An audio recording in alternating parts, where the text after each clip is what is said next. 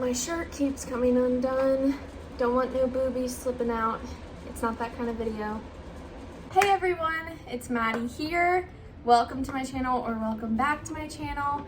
I am going to be doing a May wrap-up. So this month I read, I think, about 8 books, and I actually didn't really like most of them. So I figured I could spill some tea because some of them are very popular and I'm surprised that I didn't like them. So we'll get into that in 1 second. I do want to say I'm filming this and editing and uploading all in the same day. Like I'm going to upload this video in a little bit. So this week has been very hectic. I started an internship, which is part-time, but I'm also a full-time business owner, and we just went 24/7. So now I'm just kind of all over the place. Anyway, if this video and the following videos are a little hectic or posted a few hours late, I'm sorry, but I'm holding myself accountable. I will be posting every Thursday. I don't care how busy I get, I will post something. Not sponsored, so I'm not gonna show that. So getting right into it, at the end of April, I was reading the Scythe series. So I finished it. This is the 3rd book. That was like the first 2 days of May. So I did count it as a May read. So The Toll by Neil Shusterman, I thought it wrapped up the series really well. One thing that I will say, I won't go into the summary of this book because I did in a previous video. The one complaint I have about this book is that I thought it could have been wrapped up in 1 or 2 books. They got thicker and thicker and I didn't think they needed to. So I think I gave this a 4 out of 5 on Goodreads because I still really loved the ending. I loved the whole series as a whole. The 2nd book I don't think I liked as much as the 1st and the 3rd, but anyway, that was the 1st book of May. Again, you can watch my previous video. It was when Brock chose my books for a month. He chose the Scythe series, so you guys can go check out that video if you want to know my review on it. While I was reading the Scythe series, I was like, man, this is getting dense. It's also taking me a little bit. Usually I can finish a book within 3 to 4 days, but the Scythe trilogy as a whole was taking me a little bit longer, and I was like, I need something new. So I grabbed Winterwood by Shay Earnshaw, and this is gonna be a reoccurring theme in May, just so you know. I thought this was a fantasy book. It was not. Well, okay, that's a lie. There was a trickle of fantasy, but it was mostly mystery, which I'm not against. I'm not against mystery books. I particularly really enjoy fantasy, so when I picked this up, I was like, oh, this will be great. The magic in this is very minimal, very minimal. The main character is a witch, but that's about it. This book was also in the Boyfriend Chooses My Books, so I am not going to do a summary or a review on this one. Just thought I would say I did read this in May. Let's get into some tea, okay? Because I read An Ember in the Ashes by Sabati here. The reviews on this book are very good. They're all like 4.1, 4.2 on Goodreads. I am the kind of person who, I like reviews, I like reading them. I usually read them after the book though, but I like looking at what the book is rated. I'm not gonna lie, I base off what I read off the ratings. I know that's frowned upon, but I do. And I think it does give you a first impression of the book in general. So I was so excited to read these 3 books. The first book, I think I gave a 5 out of 5 on Goodreads. I'll put what I actually put right here. The 2nd book got a little bit worse in my opinion. I think I gave it 3 stars.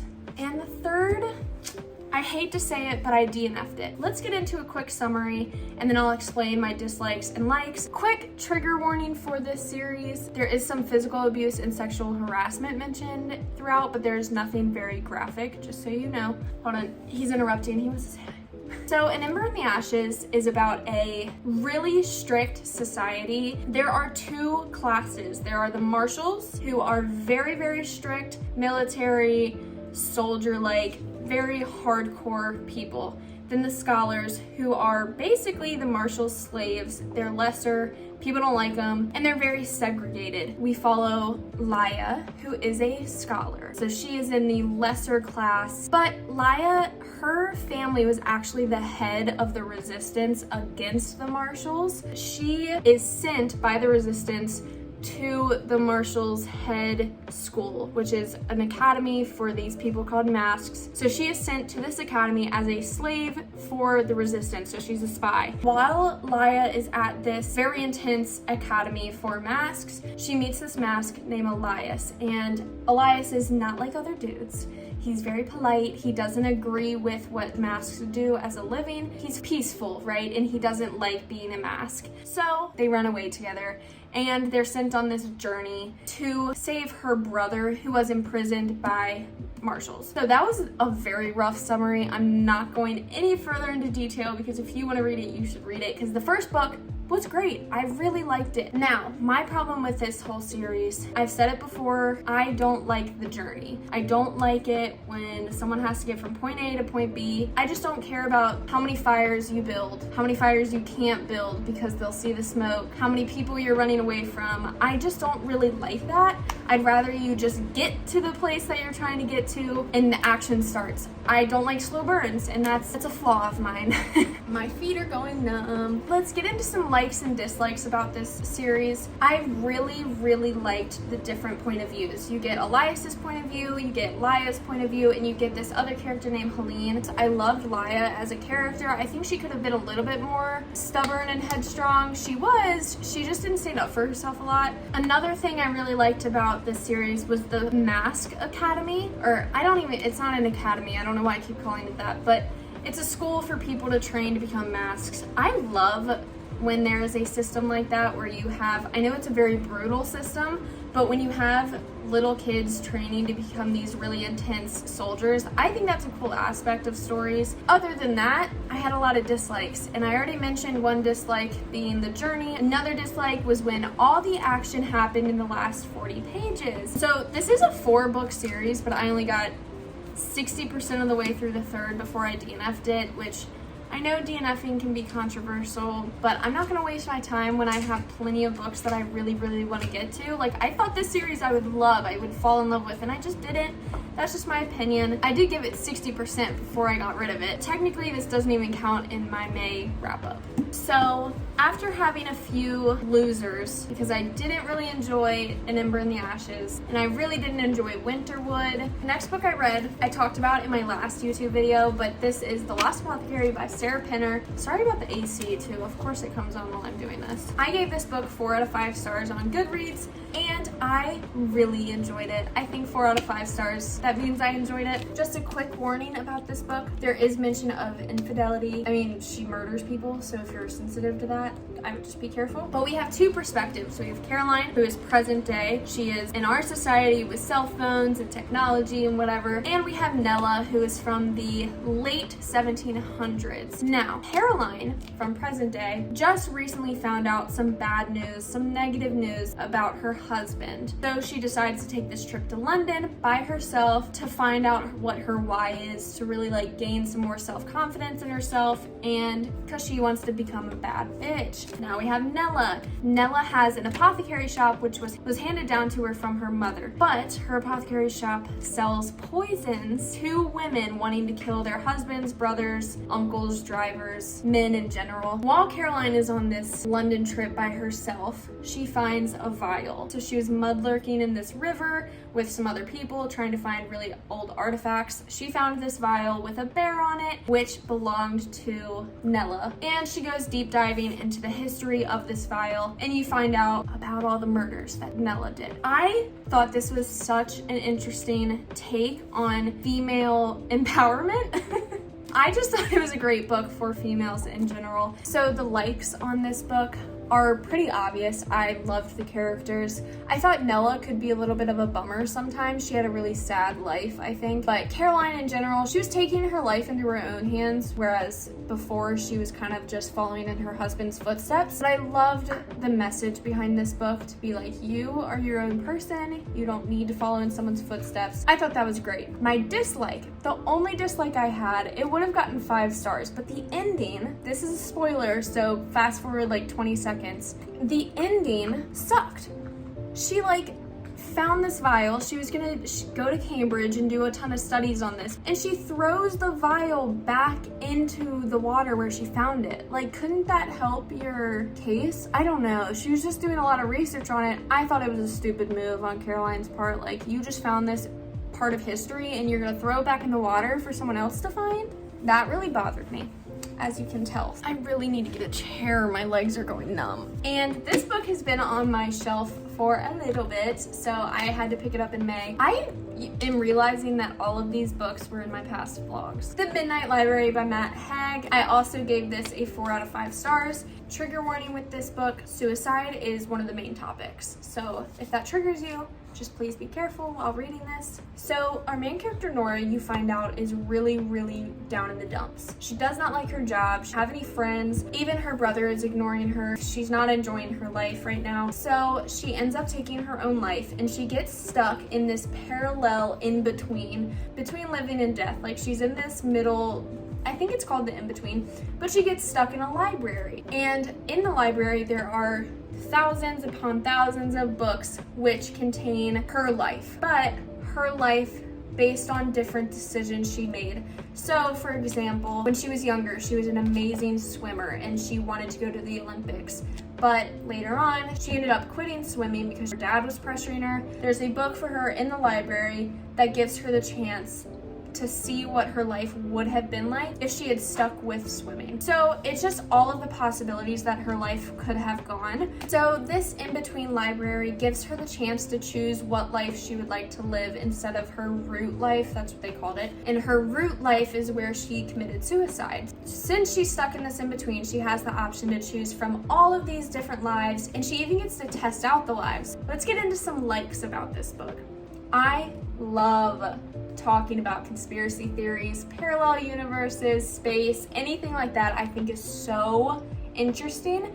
And because of all of these different decisions she could have made, they're basically parallel universes that she gets to visit and see what her life is like. I mean, how cool is that? I don't want to die to do this, but I wish I could switch lives occasionally, you know, and just like come back here when I want. But I thought it was a really cool concept, and I didn't think the writing was too like frilly or fluffy. It was pretty easy to read. The chapters were super short, so I went through it very quick. The message is really brought out in the end of the book when she makes her final decision, which is kind of predictable, but I mean, you could probably guess what the ending is right now. A few dislikes about this book. It was a little too cliche at some parts, like wishy-washy. Matt Haig would just kind of stick in these self-help quotes here and there, and I was like, you know, I don't really want that. But that's honestly my only dislike about it. They were just thrown in randomly. It's a fantastic book, and I really, really think you should give it a read. The next book I read in May is The Night Circus by Erin Morgenstern, and this was probably, please don't judge me, this was probably the biggest disappointment in May for me. It was so hyped up, in my opinion. I was so excited to read it. I saw it at Barnes & Noble all the time when I went, and I was like, I'll get it next time. I'll get it next time. I know it's a good book, but I'll get it next time. And then I did pick it up, and I read it. I read the whole thing. Still don't know what it's about. And I'm not stupid. I'm really not stupid, I swear. I did end up giving it 3 out of 5 stars. I still did enjoy it. I'm kind of kidding that I didn't really enjoy it, but I am in the minority where I didn't love it. And this is gonna be the quickest summary ever. So there's 2 main characters. They're magicians, but they have actual magic. So they're like magicians that are cheating because they have real magic. Thank you. Okay. He didn't lick my mouth. That would be gross. These 2 magicians are pitted against each other for a competition, which you have no idea what the competition is the whole book, which is what kind of made me hate the book. I was like, what? I don't understand what they're competing for or against. And then I got to the end of the book and I was like, oh, that made sense, but I still didn't really like it. It was very shortly summarized at the end of the book. And of course, in the middle of the competition, they fall in love. I mean, who saw that coming, you know? They would rather, oh, I can't say that. Let's just say they would rather lose together than win without each other. Does that make sense? That's all I'm gonna say. I just thought that there were too many perspectives, too much going on, that I couldn't really grasp what was going on at all. It was the softest of soft-served magic systems I've ever read. I had no clue what their magic did, and there was no explanation.